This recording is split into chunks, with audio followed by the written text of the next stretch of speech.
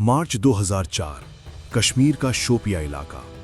चारों तरफ बर्फ से ढकी पहाड़ियां, घना जंगल और उसी जंगल के किनारे बना एक छोटा सा लकड़ी का घर। बाहर ठंडी हवा इतनी तेज चल रही थी कि पेड़ों की शाखाएं लगातार हिल रही थीं। घर के बाहर मिट्टी के चूल्हे पर धीरे धीरे कहगा उबल रहा था। उस चूल्हे के पास एक जवान लड़का खड़ा था, कंधे पर AK-47, लंबी दाढ़ी, कंधों तक आते बाल और चेहरे पर अजीब सी शांति। उसका नाम था इफ्तिखार भट्ट। लेकिन इस घर के अंदर जो लोग बैठे थे वे आम लोग नहीं थे। चारपाई पर बैठे दो आदमी उस वक्त दक्षिण कश्मीर के सबसे खतरनाक आतंकियों में गिने जाते थे, हिजबुल मुजाहिदीन के कमांडर अबू तुरारा और अबू सब्जार। दोनों किसी बड़े हमले की योजना पर चर्चा कर रहे थे, लेकिन बार बार उनकी नज़र दरवाजे के बाहर खड़े इफ्तिखार भट्ट पर जा रही थी। कुछ तो था उस लड़के में जो उन्हें अंदर ही अंदर बेचैन कर रहा था। दरअसल सिर्फ 2 हफ्ते पहले ही इफ्तिखार उनके संपर्क में आया था।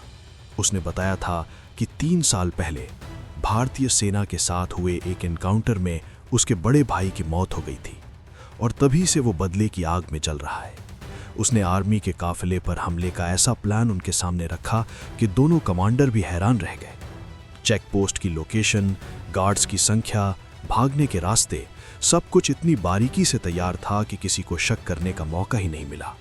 लेकिन आज मिशन शुरू होने से ठीक पहले अबू तुरारा के मन में अजीब सा शक पैदा हो चुका था।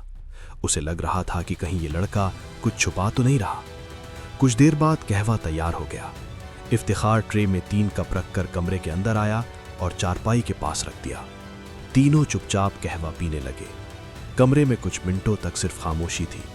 फिर अचानक अबू तुरारा ने कप नीचे रखा और इफ्तिखार को घूरते हुए बोला, एक आखिरी सवाल है। वो धीरे धीरे खड़ा हुआ और बोला, तुम आखिर हो कौन? कमरे में सन्नाटा छा गया। इफ्तिखार ने कोई जवाब नहीं दिया। उसकी खामोशी ने शक को और गहरा कर दिया। अबू तुरारा की आवाज और सख्त हो गई, सच बताओ तुम कौन हो? और शायद अगले कुछ सेकंड में सच सामने आने वाला था। ऐसा सच जो इस कमरे में बैठे दोनों आतंकियों की जिंदगी हमेशा के लिए बदल देने वाला था। आखिर इफ्तिखार भट्ट कौन था और अगले ही पल इस कमरे में क्या हुआ, जानेंगे हम अगले भाग में।